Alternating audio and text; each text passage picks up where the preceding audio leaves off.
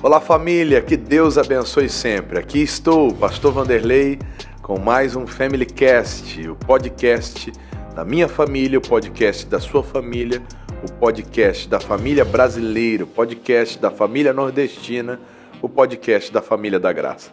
Sejam todos bem-vindos ao podcast de hoje e eu acredito muito que a história que você ouvirá hoje, ela impactará o seu coração. Você sabe, sempre aqui no Family Cast nós trazemos a trajetória, a história de pessoas comuns que viveram coisas extraordinárias.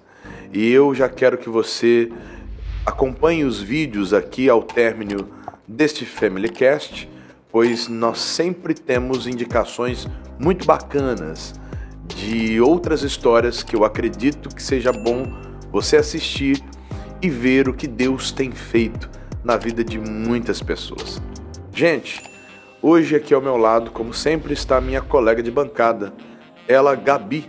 Tudo bem, Gabi? Como vai? Olá, pessoal. Tudo bem, pastor? Gente, eu estou muito feliz de estar aqui com vocês e hoje, como o pastor falou, vai ser histórias extraordinárias que vai abençoar a sua vida com as palavras, com os testemunhos.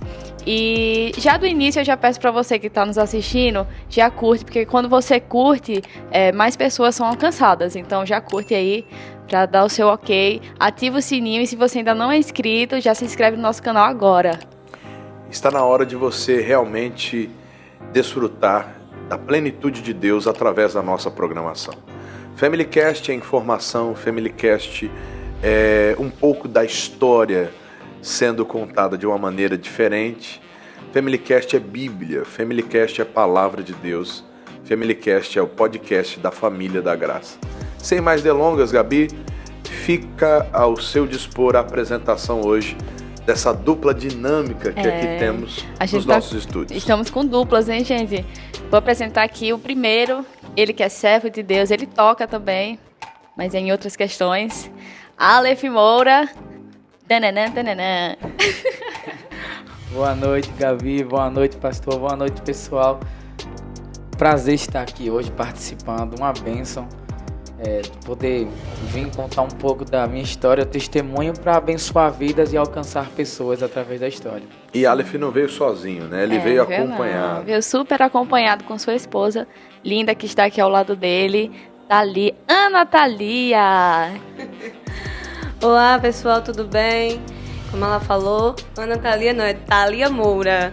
Então, já quero agradecer a oportunidade de estar aqui. Eu acredito que cada palavra vai ser para abençoar a vida de cada um de vocês. Para quem não sabe, esse casal é um casal que tem sido instrumento de Deus aqui na cidade de Aracaju. E para quem não conhece Aracaju, você pode acompanhar imagens da nossa linda Aracaju. Eu acredito muito que essa capital tem muito a desenvolver. Apesar de ser uma capital tranquila, quando eu digo em desenvolver você que ainda não conhece, deve vir a Aracaju, porque é uma terra que com certeza impactará a sua vida. Até porque Aracaju, nós bem sabemos, né, Gabi, é uma terra tranquila de se viver e uma terra cercada de belezas naturais. E aqui é muito bom, é muito tranquilo para conviver com as pessoas, tanto para trabalho, tanto para tudo. Mas vamos, sem demoras, vamos conhecer um pouquinho mais do testemunho do nosso convidado Aleph, e aí a gente passa para a Thalia. Acreditamos que você será muito impactado com o que Deus tem feito sobre a vida deles aqui em Aracaju. Isso. E da forma que eles têm vivido na obra de Deus. Aleph é filho de pastor e filho do nosso pastor Ayrton, é um tecladista, musicista e também é compositor? Também é compositor. E Aleph tem uma característica, ele fala sorrindo, né? Sorriso. Ele é o ministro Sorriso. E ele tem um sorriso largo e tem muita história para contar. Vamos então começar por ti, depois a gente fala um pouquinho contigo, Thalia. Aleph, vamos lá. Você chama-se... seu nome é Aleph Romário. Aleph Romário. Eu acredito que você tenha nascido no ano de 1994. No ano da Copa. Muito bem. Então, poderia ter sido Aleph Bebeto. Roberto também, Roberto Baggio. Roberto Baggio, que errou o pênalti, né? Isso. Seria uma homenagem ao tetracampeonato brasileiro. Você não lembra, mas eu assisti essa Copa. Você assistiu essa Copa, Gabi? Eu não era nascida ainda. Não era nascida não, nasci em 99. Então eu sou o mais velho da bancada, então tenho mais história para contar. Eu assisti essa Copa, foi a Copa dos Estados Unidos, eu tinha 10 anos de idade. Exatamente nessa Copa eu posso dizer a vocês que eu vi um time jogar futebol. Na minha concepção, a Copa de 94, o time de 94, realmente foi um time que eu gostei de ver jogar. Apesar da seleção de 98, 2002, ali nós tivemos peças-chave, mas 94 foi a Copa que mais me marcou. Romário, seu pai colocou, acredito, em homenagem, foi isso? Uma homenagem que estava decidindo quem seria o melhor, né? Quando terminasse, estava entre Roberto Baggio e Romário.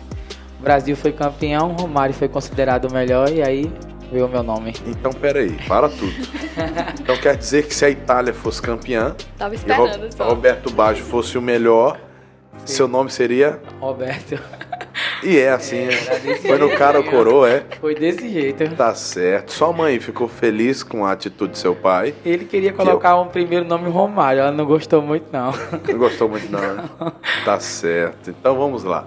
Aleph, vamos começar pelas questões dificultosas, porque tem muita gente que nos acompanha agora e é filho de pastor. Filha de pastor. E carrega esse título. Como é ser um filho de pastor? Então, pastor, ser um filho de pastor. Quando a gente começa a crescer, que a gente começa a entrar nas escolas, a gente começa a sentir um pouco de dificuldade. Porque por você ser evangélico e não ser no meio daquelas pessoas, e principalmente quando as pessoas descobrem que você é um filho de pastor, aí vem aquelas piadinhas, vem as críticas, muitas das vezes as pessoas se afastam de você ou até mesmo não querem ser amigos seus. Você sentia, então, no início da sua formação pedagógica, que havia um bullying? Isso. As pessoas chegavam muitas das vezes a criticar, por exemplo, sabiam que eu era filho de pastor, aí já chegava na sala, já chegava gritando: todo pastor é ladrão, porque sabia que eu estava na sala e sabia que meu pai era um pastor e sabia que eu não ia ficar calado, né? Que eu ia responder, não brigar, mas eu ia responder e defender, não só por ser meu pai, mas por conhecer outros pastores também, e eu sabia que não era dessa forma. Na época que você mais sofreu bullying, você lembra a sua idade mais ou menos? Eu acho que eu tinha entre 8 e 11 anos. Você era daqueles filhos de pastor que é aquele que vem com kit completo, que corre na igreja, que faz bagunça, que bagunçava com as tias da escolinha? Você era aquele filho com kit completo? Pastor, nunca foi assim não. A minha irmã era, eu não. Você não. Até quando eu estudava na escola, os professores chegavam para meu pai e perguntavam se eu tinha alguma coisa, porque eu era tão quieto dentro da sala. Entendi. Mal falava, mal saía da sala, nem para ir no banheiro direito. Mas olha, até se a gente sofre sem ser filho de pastor, imagina o filho de pastor, né? Imagino sim. Pois bem, e como você comentava esse assunto em casa? Seus pais lhe preparavam para você ir para a escola? Ou você chegava tipo meio chateado, dizendo: ô mãe, olha, o menino zombou comigo? Como é que era? Chegava chateado em casa, ia dizer... chegava para conversar com meu pai no escritório dele: pai, chega na escola, o menino fez assim, assim, assim, desse jeito. Começava, aí eu não fiquei calado não, discuti com ele disse: aí, não discuta não, quando ele começar a falar alguma coisa com você, diga amém, abençoe a vida dele. Eu digo: mas ele estava dizendo coisa comigo, eu vou abençoar a vida dele, eu vou ficar calado, Olha, abençoe a vida dele somente. E ainda disse que era quieto, viu? Era quieto, mas não deixava ninguém dizer nada comigo. Eu disse, nós vamos descobrir muitas verdades aqui hoje, né? Mas vamos lá. Me diga uma coisa, Aleph, você é pernambucano, né? Isso, pastor. Nascido em qual cidade de Pernambuco? Nasci em Prazeres, que hoje pertence a Jaboatão dos Guararapes, ali em Recife. Conheço demais. Pernambuco, a terra boa. Um abraço, Gabi, para todos os nossos internautas pernambucanos. Um abraço, pessoal. Qual é a comida típica de lá? Você sabe? Mas pernambucano. São várias, né? Tem várias. Pernambucano. Mas o que você mais comia por lá? Agora, o pessoal de Pernambuco gosta muito de cuscuz. Ah, então é a mesma. Cuscuz é a comida do Nordeste. Não. Cuscuz é a comida. É a Nunca vai vitamina. sair. É a vitamina do Nordeste. Aleph, vamos lá. Você foi crescendo, desenvolvendo na escola, desenvolvendo na igreja. E a gente sabe hoje que há um certo conflito na cabeça de muitos filhos de pastores. Existe uma certa estatística, infelizmente, muito desfavorável, onde muitos filhos de pastores dizem assim: bom, eu não quero ser pastor, eu não quero. Você teve no início da sua adolescência esse negócio: olha, eu não quero me envolver com a obra, eu não quero me envolver com o ministério. Como foi esse seu início de obra, assim? Porque na escola você já dizia que botava quente com a turma. Na igreja você falava que era quietinho, mas em casa, convivendo com seus pais, vendo, porque a obra ela puxa um pouco. E muitas vezes os filhos de pastores são aqueles que pegam fragmentos de seus pais, porque os pais muitas vezes são divididos. O ministério é integral, a obra é integral. Como é que você lidou com isso na sua fase de juventude e adolescência? Então, pastor, quando eu fui crescendo, realmente, acho que a partir dos 12, 13 anos, eu comecei a me interessar por música. Entre 12 e 13 anos, eu comecei a me interessar por música. Comecei a aprender com os meninos da igreja mesmo. Eu ficava vendo os meninos tocar e aprendia. As pessoas me perguntavam: e você não vai ser um pastor, não? Nessa fase da minha vida eu dizia assim: não quero não. As pessoas da igreja mesmo. Isso, o pessoal perguntava: mas você não vai seguir a mesma coisa que seu pai, não? Eu não quero não, você é um músico, eu sempre dizia isso. Você é um cantor, você é um guitarrista. Eu sempre falava que quando eu comecei a aprender, o primeiro instrumento que eu aprendi foi guitarra. E eu sempre dizia: você é um guitarrista. Tá vendo? Coisas novas. Vou cantar. Talentos, vou cantar. Talentos escondidos. Comecei, aí dos 15, 16 anos e diante, meu pensamento começou a mudar. Eu sempre observava muito meu pai, a minha mãe, sempre via eles como exemplo para mim. Meu pai sempre me ensinou muito e ele sempre falava algo para mim. Estou lhe ensinando tudo, ele sempre dizia para mim: estou lhe ensinando tudo, o caminho certo, o que você deve seguir, o que você deve fazer da sua vida. Eu nunca vou lhe obrigar a fazer nada que você não queira. Mas ele sempre dizia para mim: só que lá na frente você nunca vai poder dizer que ninguém quis lhe ajudar. Guardei isso para mim. Aí, a partir dos 15, 16 anos, meu pensamento começou a ser diferente. As pessoas perguntavam para mim se lá na frente eu não seria um pastor. Eu sempre pensei em um pastor e o meu pensamento já era diferente. Quem dizia que não, eu sempre falava: que seja feita a vontade de Deus. Se for, minha vontade hoje é ser um músico. Mas se for vontade de Deus eu ir pregar, eu vou para onde Deus quiser que eu vá. Vamos falar ainda dessa fase de 15, 16 anos, tá? A gente sabe que 15, 16 anos é uma fase onde os hormônios estão à flor da pele. É uma fase bem delicada, onde o jovem fica entre a cruz e a espada. A fase da adolescência, da pré-adolescência também é muito delicada. Pergunta: você se sentiu tentado a ir pro mundão, sabe? Pegar e falar: eu vou botar terror, vou sair, vou atrás do galo da madrugada, aquela coisa. Chegou a dizer que estava perdendo tempo na igreja, como foi? Tu chegou a ter esse minuto de rebeldia na tua adolescência? Sim, pastor. E quando eu fazia curso de música numa escola de música lá do Recife, a Minami, fazia curso de música lá, e nessa escola de música de 3 em 3 meses tinha uma apresentação que você apresentava para produtores musicais do estado, que trabalhavam com cantores famosos, tipo esses cantores do mundo aí conhecidos aí, que estão aí fora fazendo sucesso, produtores musicais que trabalhavam com eles. E em 3 de 3 meses a gente sempre apresentava. E justamente a partir desse momento que eu comecei a estudar música, foi quando começou coisas para confundir minha cabeça. Porque naquele dia que eu me apresentei, o professor colocou lá para apresentar uma música. Acredito que nem eu, naquele momento, me posicionei, porque o professor perguntou se eu queria cantar uma música, mas eu estava tão tipo aquela coisa radical dentro de Anestesiado, mim. Vou apresentar numa escola de música, vão ter várias pessoas.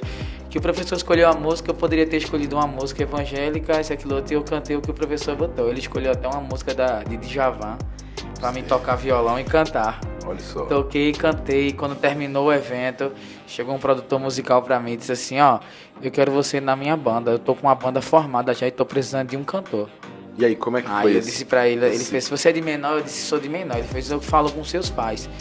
Aí eu disse pra ele, mas eu sou evangélico. Aí ele olhou pra mim e fez assim, eu pago a você R$5.000 por semana se você tocar na minha banda. Olha. Novo, Uma proposta só tentadora. estudando. Aí o cara falou isso pra mim, aí eu fiquei com aquele negócio na minha cabeça. Não, mas eu sou filho de pastor, sou evangélico.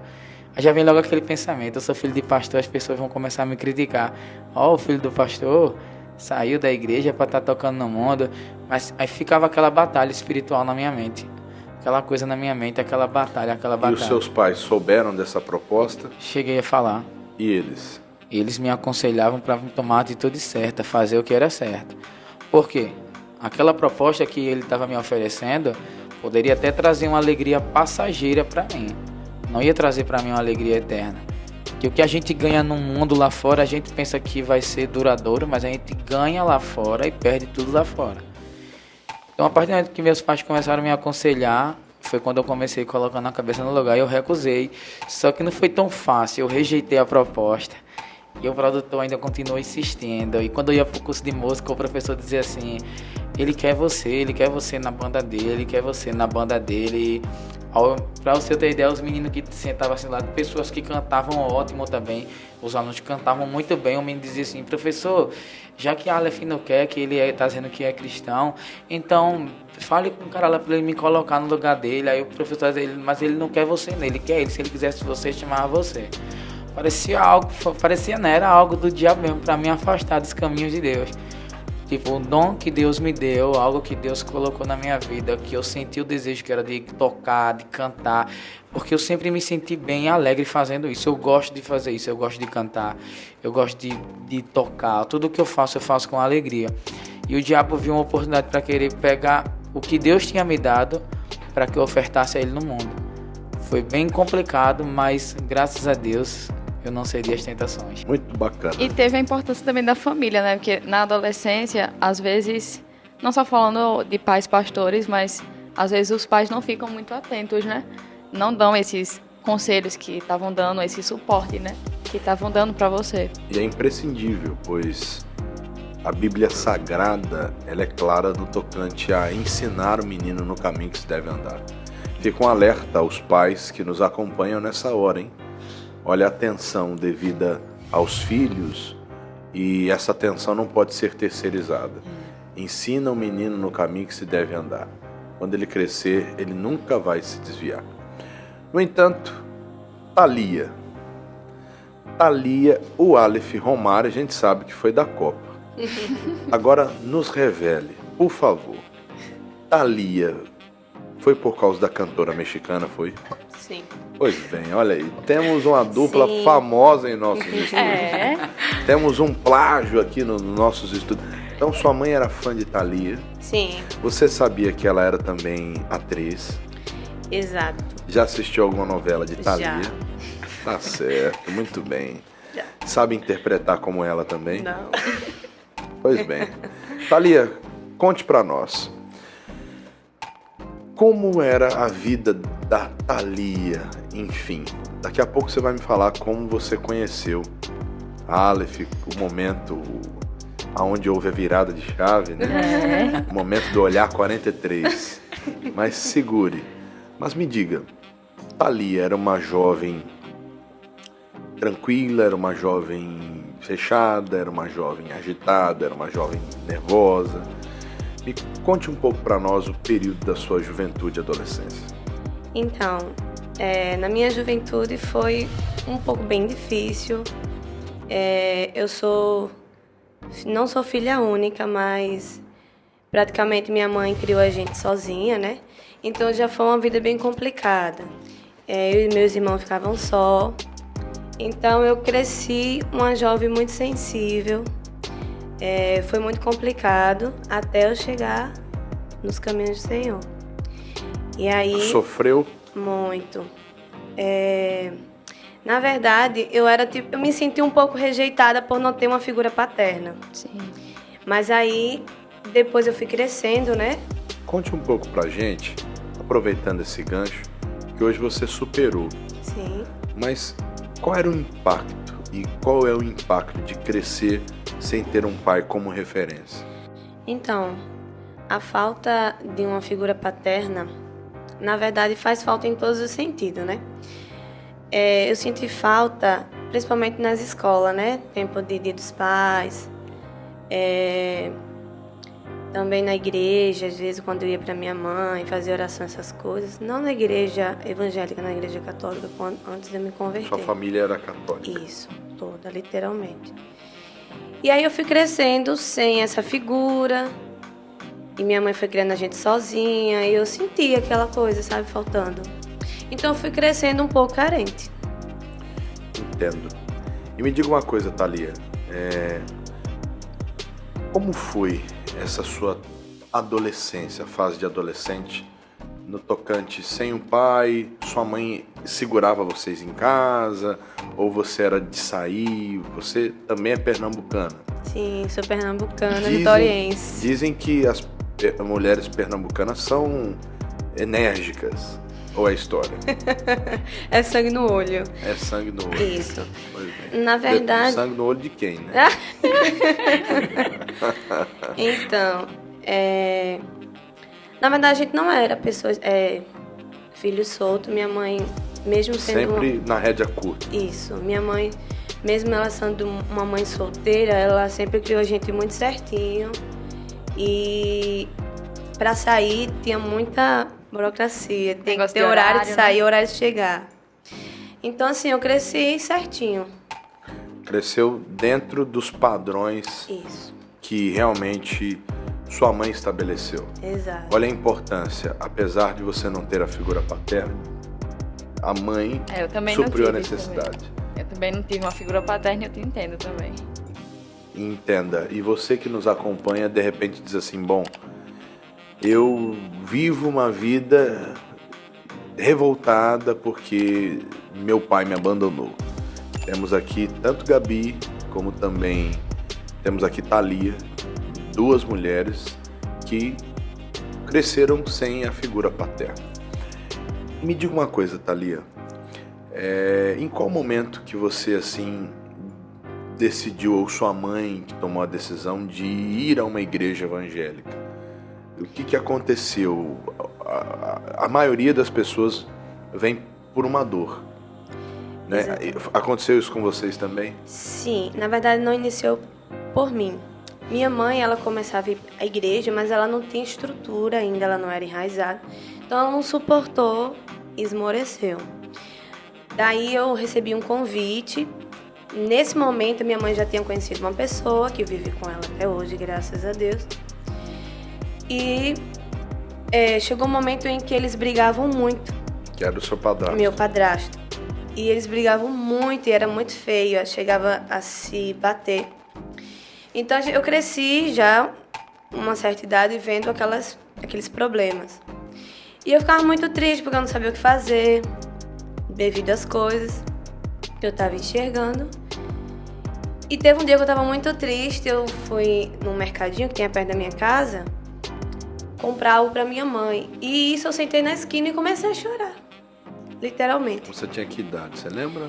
Eu tinha meus 14 anos. 14 anos.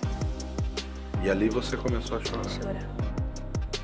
O que passou na sua cabeça naquela hora? Eu tava muito angustiada, porque, na verdade, eu queria mudar aquela situação, mas eu não sabia como. Era jovem, né, também.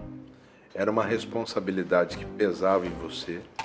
Você sabia que alguma coisa precisava ser feita, mas não sabia que caminho tomar. Isso. E daí, naquele momento, passou uma amiga minha, que já era uma mulher formada, casada, que ela estava indo à igreja, que exatamente era a Igreja da Graça.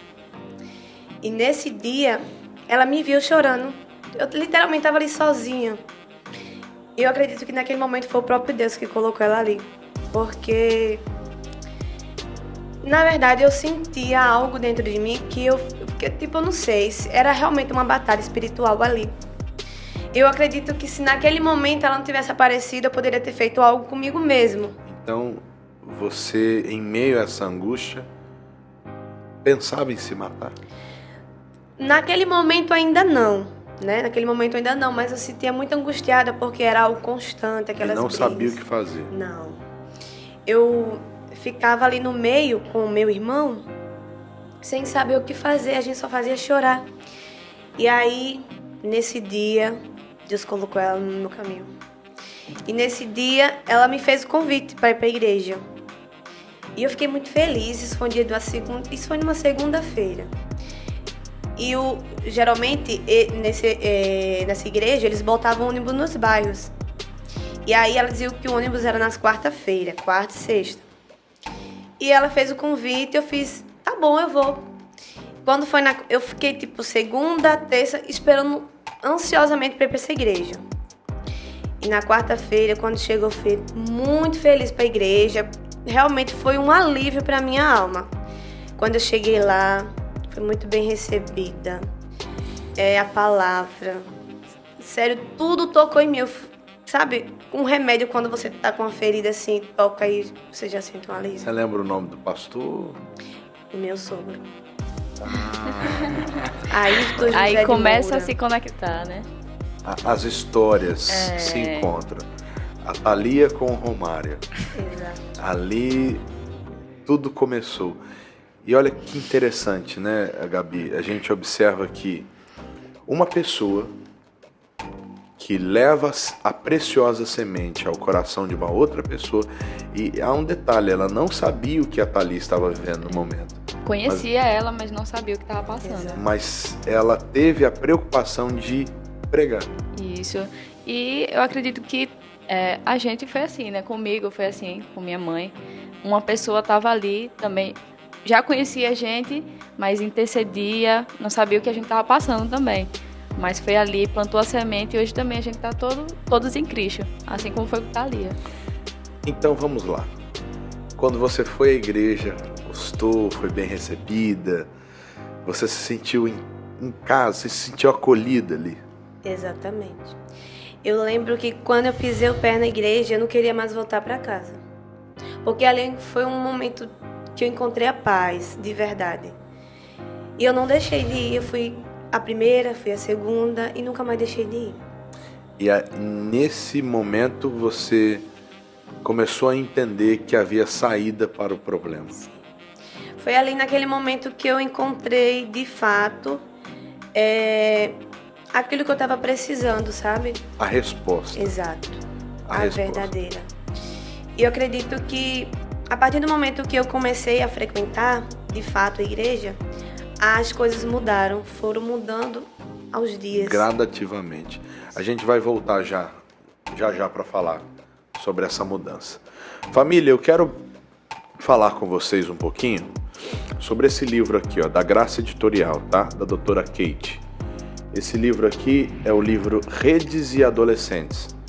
Fala muito sobre o que nós estamos conversando hoje, tá? Porque é um livro que ensina aos pais a como lidar com os seus filhos na fase da adolescência.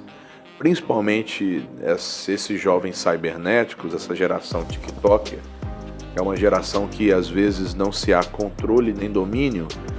E eu quero indicar para você, pai e mãe, esse livro. Se você quiser adquirir, você entra no Shopping do Povo ou você pode vir aqui na Igreja Internacional da Graça de Deus, na Rua Santo Amaro 53 no centro, ou em qualquer uma de nossas igrejas espalhadas pelo estado do Sergipe.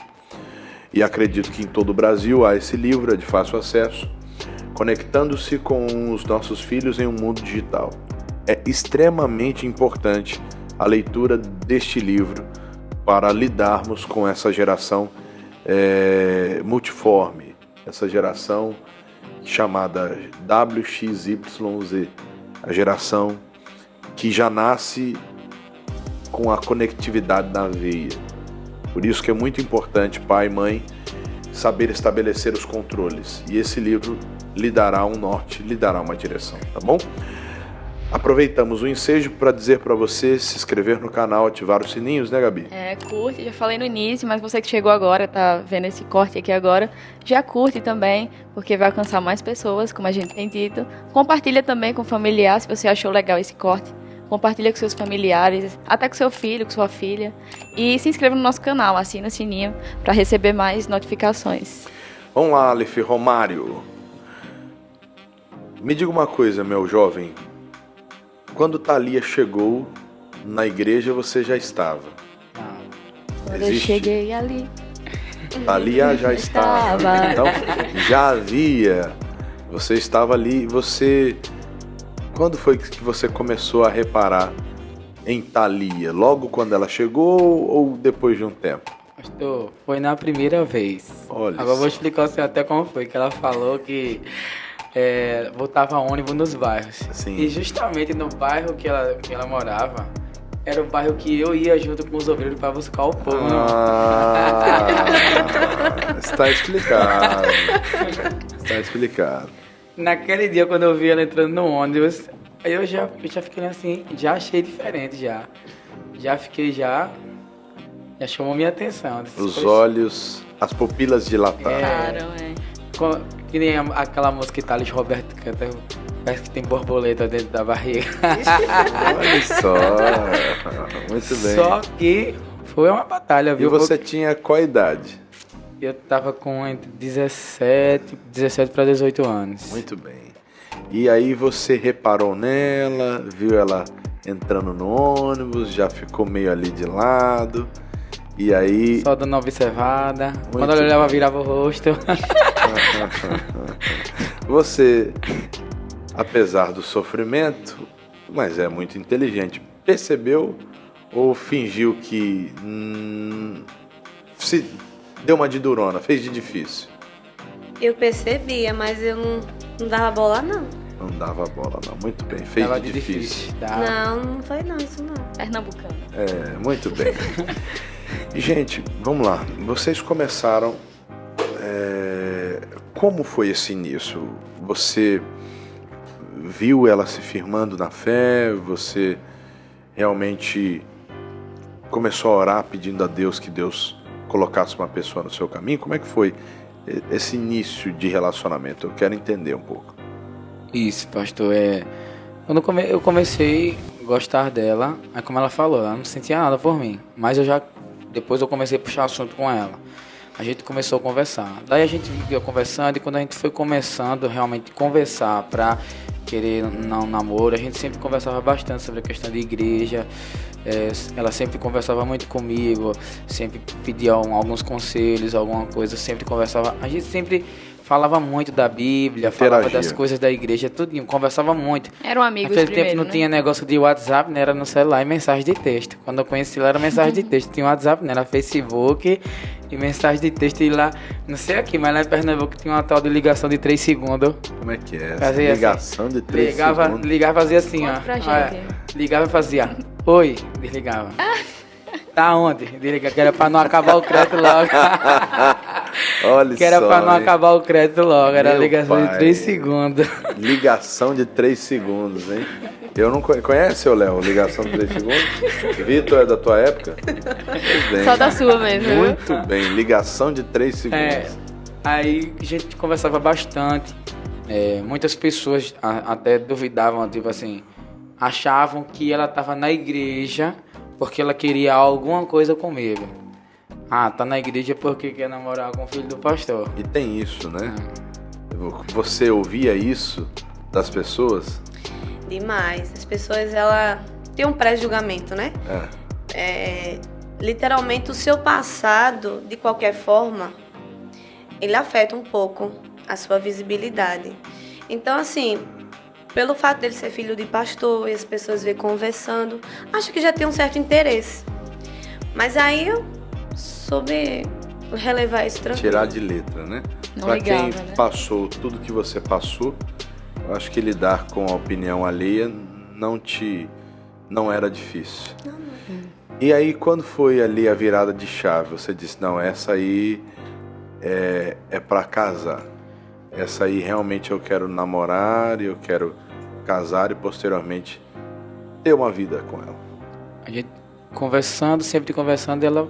E por ela mesma, eu nunca, pra você até, nunca induzi ela a dizer, é porque eu quero namorar contigo, mas pra gente namorar tu tem que estar assim na igreja, tem que fazer isso. Nunca, de jeito nenhum. Você nunca impôs Nunca, nenhum tipo de nada. obrigação sobre De ela? maneira nenhuma. Eu sempre falava pra ela que gostava dela, E orava? que queria algo sério, e sempre orava a Deus. E aos poucos ela foi tomando as decisões dela. Ela chegou um momento que ela chegou na igreja e disse, eu quero me batizar. Sim. Eu quero fazer isso, quero fazer parte da obra. Ela se tornou tia de escolinha. E pra você ter ideia, a gente passou, eu acho que foi quase um ano orando, sem nada.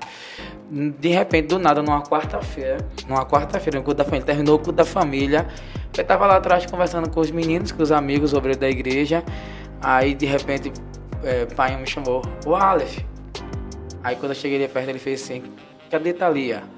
Aí eu disse, eu acho que ela tá lá, falei, chamei ela lá e chamei a mãe dela.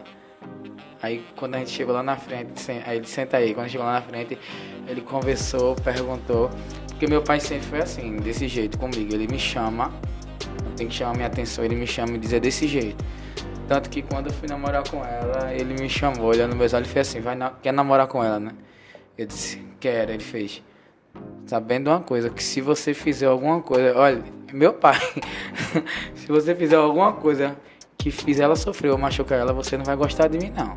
Porque quando chegar em casa a gente vai se acertar. Porque eu ensino você a ser um homem. O senhor falou até um negócio no culto esses dias que o senhor foi me lembrar até dele. Porque ele sempre me deu essa palavra. Quando Davi estava perto de morrer, ele chamou seu filho Salomão e disse para ele, seja um homem. Então meu pai sempre me ensinou dessa forma. E quando ele foi liberar o nosso namoro, quando foi a virada de chave, foi desse mesmo jeito. Chamou a gente. Naquele dia, quando ele disse assim, então, a mãe dela do lado, e aí, irmã, a senhora permite, libera o namoro? Quando ela disse sim, meu coração parecia que estava explodindo por dentro. O nervosinho, será que ela vai deixar, meu Deus? Será que ela vai dizer que não? Na época você tinha qual idade? Eu tava Você lembra? E já tava perto de fazer 18 anos já. E você, Thalia? Eu era novinha, eu tinha 15 anos. 15 anos, pois bem. E aí, Thalia, como foi esse dia, o dia do sim? Então, eu não tinha muita expectativa, até porque, como ele falou, eu não dava muita bola pra ele. Pra mim era como amizade mesmo. Olha só, né? E aí, ele persistiu um ano, viu? Foi muita oração. Ele é apaixonado e você... Guerra, batalha. Mas aí eu já percebia que ele ficava meio estranho, umas conversas meio diferentes. Mas aí... a gente começou a orar, né? Como ele falou, o pai dele chamou a atenção, já deixou a gente em alerta. E aí, no domingo, eu desci as águas. Quando foi na quarta, ele nos chamou. Aí foi quando ele liberou o namoro, né? E nesse dia foi algo especial, porque, tipo, eu não esperava que isso ia acontecer. Mas Deus abençoou. Legal. Importante, Gabi, período de oração. Isso. A oração, ela é imprescindível para a resposta de Deus e também toda promessa passa pelo teste do tempo, né? E a oração não é somente a oração, né? É o momento que você está conhecendo a pessoa, você se tornar amiga dela primeiro, porque quando você se torna amigo, é bem mais fácil depois, né? Porque antes do sentimento nascer, e é interessante Thalia falar que ainda ela não tinha um sentimento, mas na oração foi surgindo esse sentimento. Então a oração ela tem o poder de trazer resposta. E eu digo para você que nos acompanha agora e que de repente diz assim, pastor, e aí? Ore, porque assim como aconteceu com Thalia, pode acontecer com você. Na hora, quem tinha mais sentimento era o Aleph. Mas você vê que é possível o sentimento ir surgindo no coração do outro. Até porque tem gente que é desesperançosa, né? Exato. Que não acredita no amor. E é nesse caso da oração que vai brotando o amor na nossa vida. E aí, família, vocês tomaram a decisão com o passar do tempo, isso se estendeu, namoro, noivaram e tomaram a nobre decisão de se casarem. Como foi? Porque vocês também passaram um momento difícil, assim, no início do relacionamento, apesar de terem uma estrutura, E eu acho bacana vocês falarem sobre isso, porque tem muita gente que diz assim, bom, são casais que estão na igreja, então não enfrentam problemas. E vocês passaram por um período de início de casamento bem difícil, talvez você ainda carregando algumas raízes dessa sua falta de identificação de paternidade, e Aleph por talvez ser tudo novo. Conte pra mim como é que foi esse começo do casamento de vocês, que foi assim, podemos falar de um pequeno deserto. Conte pra nós. As dificuldades, né? As dificuldades.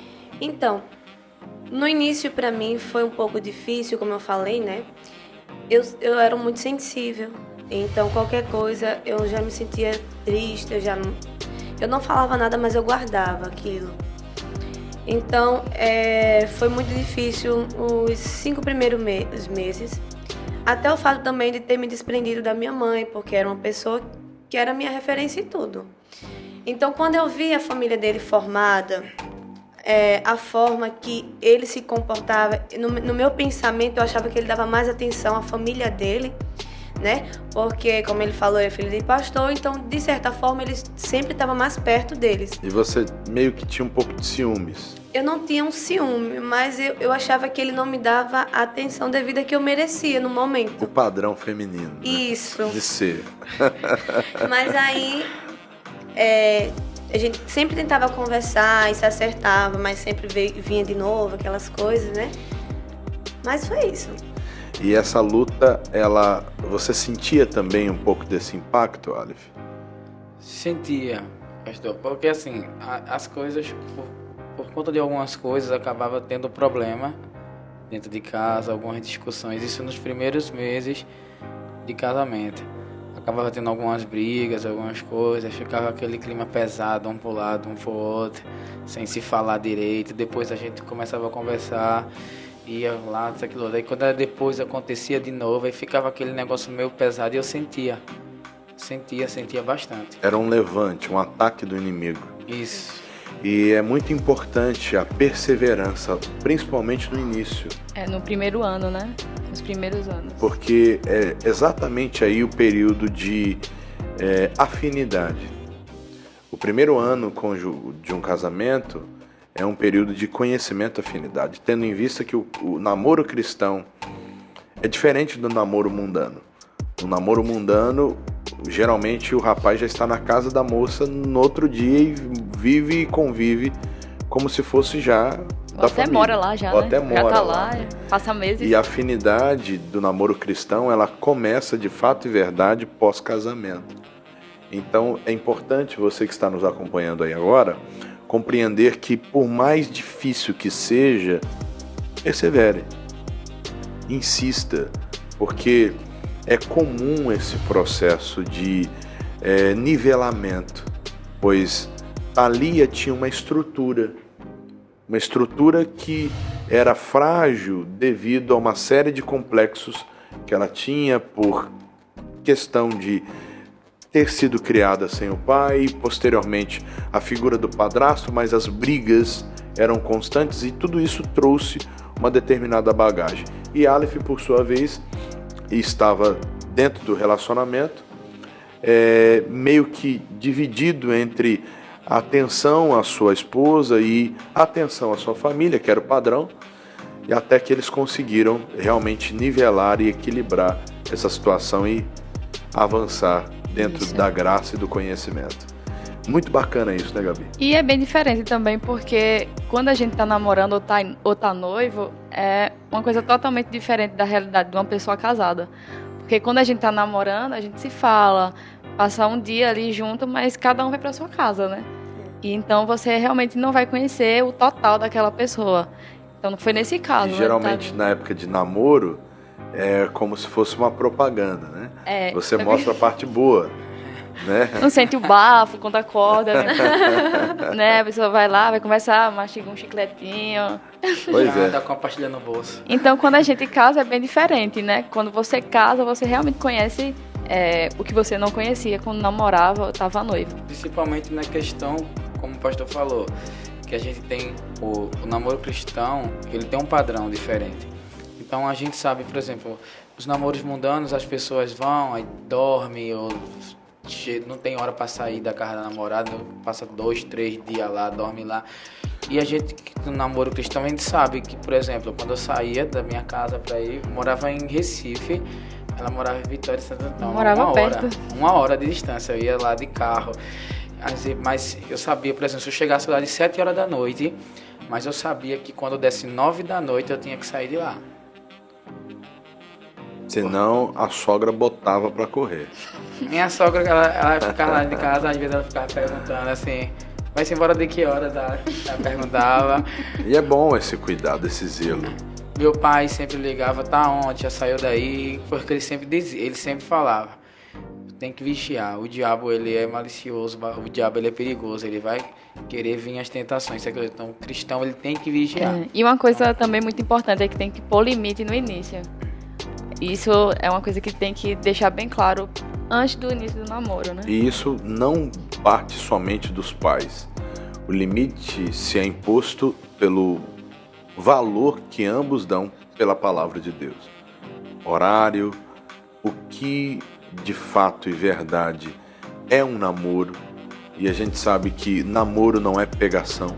Namoro realmente é um namoro, que é uma fase de conhecimento para posteriormente o noivado e casamento. Por isso que é válido você que está nos acompanhando agora, você entender, talvez o seu namoro está sem limites. Vocês praticamente não conseguem namorar porque estão abrasados. Portanto, vigiem, pois tudo aquilo que não tem limite, tudo aquilo que é usado sem limite, no final, os juros é muito alto. Então, tome cuidado. Fica a dica. Gente, vamos lá. E hoje vocês estão vivendo uma nova fase da vida de vocês. Ou seja, chegaram na igreja, conheceram Jesus, principalmente Thalia, você já praticamente nasceu na igreja. E hoje vocês estão vivendo, liderando a juventude aqui da nossa igreja. E também começando um pouquinho do exercício do ministério pastoral. Conte para nós um pouquinho como tem sido essa experiência na vida de vocês. Pastor, é uma benção. Porque, como o senhor falou, a gente enfrentou uma luta antes da gente vir para cá. E depois que a gente chegou aqui, a gente começou a aprender coisas novas. Lembro de cada palavra que o senhor falou para a gente, das conversas que a gente teve com o senhor dentro do escritório. Cada vez que o Senhor chamou a gente, o Senhor me chamava e chamava minha atenção e repreendia, dizia para mim, Aleph, é desse jeito, é dessa forma, é assim, a Bíblia diz assim, assim, assim, desse jeito, e cada palavra tem sido de crescimento para mim. É algo novo, sempre algo diferente, e não é mais aquela coisa, como eu falei de quando eu era criança, que dizia assim, isso eu não tenho vontade. Cada ensinamento que o Senhor vai me dando, cada vez mais Deus só me confirma dizer assim, realmente eu estou para viver a vontade de Deus. Se Deus quiser que eu viaje o mundo inteiro pregando a palavra, então eu vou me embora viajar o mundo inteiro levando a palavra de Deus. E aí, Thalia, como tem sido? Você que, podemos se dizer, tinha o sentimento de, poxa, me falta alguma coisa, e hoje você tem esse seu interior suprido e tem ajudado outras jovens a realmente viverem uma fé como você tem aprendido e ensinado. Sim, literalmente. Hoje eu não me consigo mais me enxergar longe do caminho do Senhor. Tipo, se eu passar um dia sem ir para a igreja, eu já fico muito agoniada. É literalmente muito agoniada mesmo, dentro de casa. Então, assim, hoje eu ajudo muitas jovens, né? As que eu tenho mais contato, até que as que não tenho, que enfrentam muitos problemas. Já ajudei também pessoas, tias de escolinha que foram comigo, né? Que comecei meu ministério na escolinha, a se levantar também através da minha vida. Como eu falei, eu vim de uma vida bem sofrida, mas eu não levo essa carga para frente a vida toda. Eu levo como exemplo coisas que me ajudou a chegar onde eu tô hoje. Cristo te resgatou dessa Exato. maldição. E hoje vocês moram aqui em Aracaju, fazem parte do nosso quadro de auxiliares aqui da igreja, e Deus tem usado ambos como instrumento de fé e como instrumento de Deus. A nossa oração é que vocês continuem muito mais firmes e gerem muito mais frutos através da vida de vocês. E essa é a nossa oração e essa é a nossa expectativa. Amém. E que bom saber que vocês sabem o caminho que estão trilhando e que é o caminho certo, né? Que não desistam também. Quem conhece o propósito, suporta o processo. É um jargão, mas que é muito válido dentro do que vocês viveram. A grande verdade, vocês entenderam o propósito. E quem entende o propósito, por mais difícil que seja o processo, persevera. A palavra que eu tenho para vocês hoje é a primeira carta de Paulo aos Coríntios, capítulo 13, verso 11. Quando eu era menino, pensava como menino, falava como menino, discorria como menino. Depois que me tornei adulto, eu deixei as coisas de menino. Paulo está dizendo que Deus o transformou em um homem através do conhecimento da palavra de Deus. Por mais jovem, por mais novo que você seja, quando você tem o conhecimento da palavra pela fé, gera em você uma maturidade. E essa maturidade lhe faz avançar em tempo, em perspectiva de vida, em visão, em realmente propósito, 10 anos luz do que outras pessoas da sua idade, seja você que tem 13, 14, 15, 16, enfim. Assim como o garoto Davi, ele era um pastor de ovelhas e aprendeu com Deus e derrubou o gigante, assim pode acontecer com você. Mas para isso você precisa parar de ser menino. Quando eu disse ser menino, se fôssemos traduzir na versão atual, Paulo estava dizendo, eu deixei mimimi de lado e me tornei raiz. Deixei as coisas de menino de lado. Não deixe de lado. Você é alguém que nasceu para vencer, para tomar posse da bênção, para ser feliz. Gente, o papo tá bom? Tá bom. Não queria acabar, não. Mas chega o momento da partida. Pois bem, Aleph, qual é o conselho que você dá para quem é filho de pastor e está dizendo, longe de mim ser pastor, esse negócio todo, eu não quero saber e eu não tenho chamado para isso? Qual o conselho que você dá? Pastor, a primeira coisa que eu digo para essas pessoas que estão nos vendo agora é que, primeiramente, busquem muito orar. Orar, sempre orar a Deus e sempre resistir, porque o diabo ele vai sempre enviar propostas, sempre vai vir propostas, sempre vão aparecer coisas para querer derrubar, principalmente quando a gente está na fase da adolescência, na escola, quando a gente começa, a gente que vem no meio evangélico desde criança, a gente começa a descobrir coisas novas, que pessoas começam a querer mostrar para a gente algo novo que tem lá fora para querer dizer para a gente, lá fora é melhor. E eu dou um conselho para essas pessoas para elas resistir, porque o mundo ele não tem nada a nos oferecer não. Eu falo de coração que talvez se a minha escolha tivesse sido outra, poderia nem estar aqui hoje, ou talvez nem estivesse vivo. Uma palavra que eu dei na nossa juventude foi sobre as nossas escolhas definem o nosso futuro. Então, faça a escolha certa hoje para que você possa ter um futuro abençoado amanhã. Só não escolha errado hoje para reclamar das consequências amanhã, porque se você escolhe errado hoje, o que você vai colher lá na frente é consequência do que você escolheu para a sua vida. Então, permaneça firme. Nunca diga assim, eu não quero. Sempre diga assim, eis-me aqui, Senhor, para viver o teu propósito na minha vida. Porque talvez, por exemplo, o meu sonho era ser um músico. Como criança, eu já tive sonho de ser jogador. Acho que toda criança tem um sonho de ser um jogador de futebol. Já treinei em escolinha de futebol e tudo. Eu tive um sonho de ser jogador, depois um sonho de ser músico. Só que depois eu entendi uma coisa. Até algo que o Senhor falou aqui no culto. Deus deixou eu viver tudo aquilo que eu queria do meu jeito. Quer ser um jogador? Então vá treinar. quer ser um músico, então vai aprender. Eu aprendi a tocar guitarra, aprendi a tocar violão, fiz aula de piano, fiz aula de canto. Depois que eu fiz tudo isso, aí Deus disse assim, pronto, agora você vai viver o que eu quero. Então é muito melhor viver a vontade de Deus do que a nossa própria vontade. Então eu digo para as pessoas, escolham viver a vontade de Deus para que possam ter um futuro muito abençoado. Muito bacana. Thalia, e aí? Qual é o conselho que você dá para jovens que estão aí, que de repente estão vivendo sem a figura de um pai e que talvez estão também vivendo uma fase como a que você viveu, vendo brigas constantes em casa. E hoje você está aí, realmente buscando e vencendo e ensinando. Qual o conselho que você dá? Primeiramente, eu falo para não desistir. Não é fácil, né? Na verdade, não é fácil para ninguém. Mas quando a gente é perseverante, a gente consegue chegar onde a gente quer.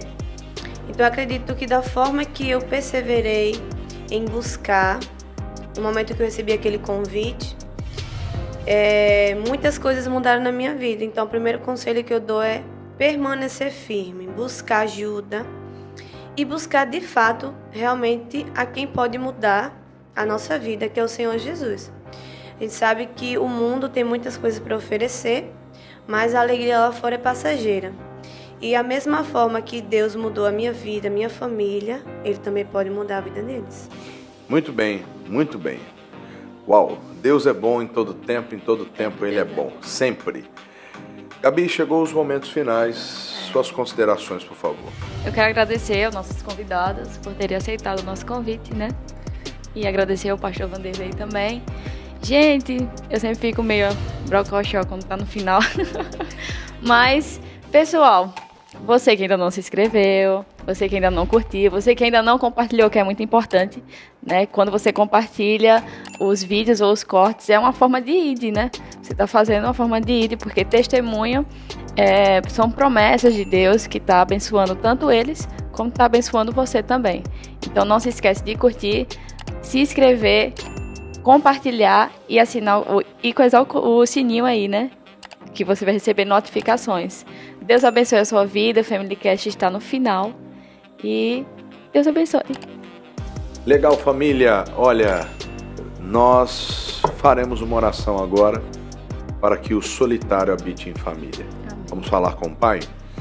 Pai querido, Deus amado, nesta hora, meu Deus, estamos aqui debaixo da Tua presença, clamando a Ti, pois sabemos que o Senhor é poderoso para fazer infinitamente mais do que pedimos ou pensamos.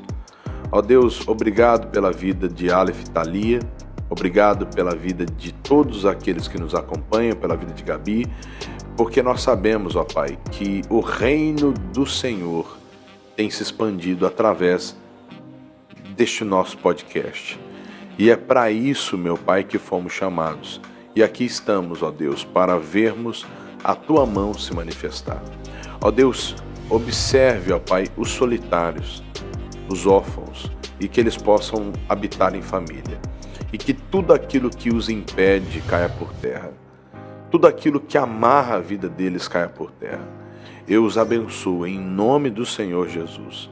E eu peço, ó Pai, que a bênção do Senhor, que enriquece e não acrescentadores, esteja sobre eles.